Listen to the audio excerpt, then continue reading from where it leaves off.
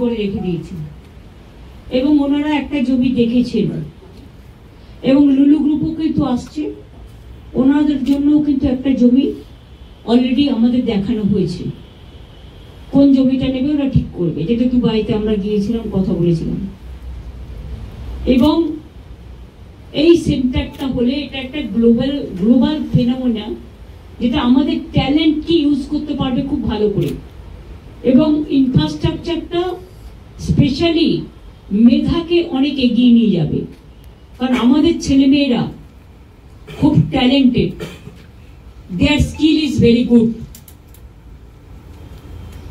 ITO তাদের খুব ভালো, তাদের technically they are very sound. আমরা বলেছি আপনারা এটা একটা রোড ম্যাপ হিসেবে, বিজিপিএস আমাদের 5-6 ফেব্রুয়ারি হচ্ছে, তার আগে জানুয়ারিতে সেকেন্ড উইকে যদি এখানে এটা নিয়ে একটা প্রোগ্রাম করা যায় এবং যারা concern department, concern organization, stakeholders, তাদের যদি সেখানে ইনভলভ করা যায় তাহলে এটা একটা খুব ভালো মেসেজ যাবে এবং এটা হচ্ছে বিগ অ্যাচিভমেন্ট অফ বেঙ্গল।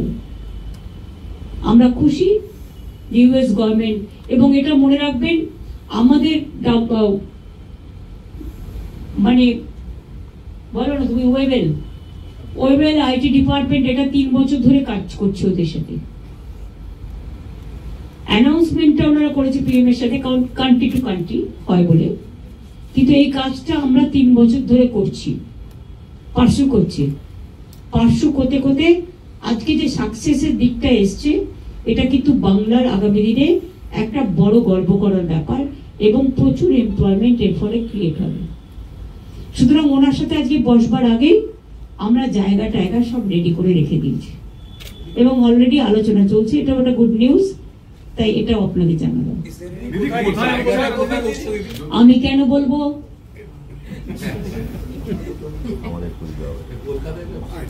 আমি এত তাড়াতাড়ি সবকিছু বলবো না, নো ডেডলাইন, এসবে ডেডলাইন হয় না। আমরা জানুয়ারিতে একটা রোড ম্যাপ প্রোগ্রাম করতে বলেছি, সেটা করা মানেই তো অনেকটা হয়ে গেল। সেটা ওনাদেরও তো দেখতে হবে না, ওনাদের টাইম শুট করছে কিনা, তারপর ওনারা ওই সময়টা করতে চায় কিনা। আমরা একটা প্রস্তাব দিয়েছি, প্রস্তাব দেওয়ার আগে আমরা আমাদের দিক থেকে যা যা করার, চিফ সেক্রেটারি এবং আলাপন বন্দ্যোপাধ্যায় এবং অন্যান্য আমাদের যারা আছেন তারা বসে বাদ বাকিটা করছে। কত টাকার বিনিয়োগ হবে মনে হচ্ছে? এখানে টাকা ম্যাটার না, মেধা ম্যাটার এবং চাকরি ম্যাটার। এমপ্লয়মেন্ট জেনারেশন হবে প্রচুর, আর বাংলায় অলরেডি প্রচুর এমপ্লয়মেন্ট জেনারেশন হচ্ছে। আপনারা তো খোঁজই রাখেন না, 3-6টা ইন্ডাস্ট্রিয়াল করিডোর হচ্ছে, 6টা রেল করিডোর হচ্ছে, আপনারা তো খবরই রাখেন না।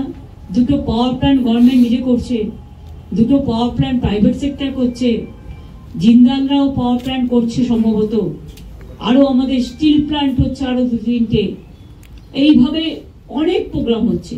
আমি তো কালকে নিজে বর্ধমান থেকে গাড়িতে ফিরতে দেখলাম হুগলি হাওড়া ভর্তি হয়ে গেছে, 2 পয়সার একটুও জমি নেই, সবই ইন্ডাস্ট্রি, টোটালটাই ইন্ডাস্ট্রি। হোস্টেল আছে, মেয়েদের হোস্টেল আছে, সেগুলো সিকিউরিটিগুলো দেখার কথা বলা হয়েছে। দেখুন, আপনি যদি আজকেই আমার কাছে সিকিউরিটি চান, আমি আজকেই দিতে পারবো না, বাট যা আছে তার থেকে ভাগ করে দেওয়া হচ্ছে। তারপর আস্তে আস্তে সিকিউরিটি অডিট করে, এই তো রিক্রুটমেন্ট দেখুন কত হাজার আটকে ছিল, 12,000 পুলিশের রিক্রুটমেন্ট আটকে ছিল, এখনো অর্ডারটা আসেনি, সোমবার সম্ভবত ওটা অর্ডার আসবে। এগুলো যদি আগে হয়ে যেত আমরা রিক্রুটমেন্ট গুলো করে দিতে পারতাম।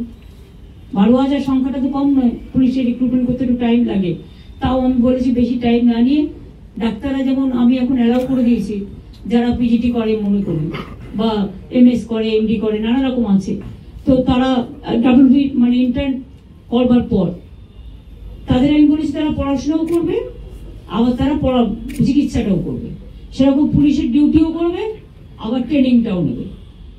এইটা করলে আমরা কাজগুলো ওই 3-6 মাসের ট্রেনিং দেওয়ার প্রয়োজন নেই, কারণ আমার অত ম্যান পাওয়ার নেই, ম্যান পাওয়ারটা সব জায়গায় দিতে হয়।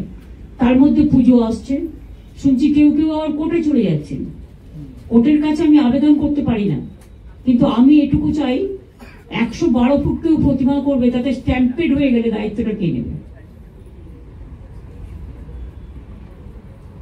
এটা আমার সাংবাদিকদের কাছে কোয়েশ্চেন। লোকাল পুলিশ 1 মাস আগে থেকে কোন জায়গায় কি পুজো হবে, কোনটা এন্ট্রি গেট হবে, কোনটা বাইরের গেট হবে, মানুষ কোথা দিয়ে ঢুকবে, মানুষ কোথা দিয়ে বেরোবে, এগুলো নিয়ে 1 মাস আগে আমি মিটিং করেছি, আপনারা জানেন। জেলা পুলিশও করেছে, রাজ্য পুলিশও করেছে, কলকাতা পুলিশও করেছে। আমার আপত্তি নেই, 112 কেন 412 করতে পারে, কিন্তু দেখতে তো হবে যে মানুষ দেখতে গিয়ে যদি স্ট্যাম্পিডে মরে যায় পুজোর সময়, একেতে বন্যায় মানুষ মারা গেছেন, একেতে উইদাউট ট্রিটমেন্টের লোক মারা গেছেন, দায়বদ্ধতা তো যে ক্লাব করছে তার উপর থাকে। দায়িত্বশীল হয়ে সবাই করুন, আমার কোনো আপত্তি নেই। আমরা চাই এমন কিছু করবেন না যাতে মানুষ কোন রকম ভাবে স্ট্যাম্পিড হয়। ক্লাবের ছেলেমেয়েরাই তো ভলেন্টিয়ার হয়, তারাই তো দায়িত্ব নিয়ে করেন। সুতরাং এটা তাদের কাছে আমার রিকোয়েস্ট থাকবে, কোর্টে গিয়ে রাজনীতির কচকচানি যিনি করেন সারাক্ষণ, সব ব্যাপারে ইন্টারফেয়ার না করে, যদি আমি জিজ্ঞেস করি যে আপনি যখন মেয়র ছিলেন কলকাতায় কেন জল জমে থাকতো 4 দিন, একটা উত্তর দিন তো। ছাত্রছাত্রীদের জন্য এত টাকা নিয়েছেন কেন, যে স্টুডেন্টগুলো আন্দোলন করছিল, মানে এডুকেশন ডিপার্টমেন্টে। কথায় কথায় কোর্ট, আর কোর্ট মানেই তো কালকে সুপ্রিম কোর্টের অর্ডার শুনেছি।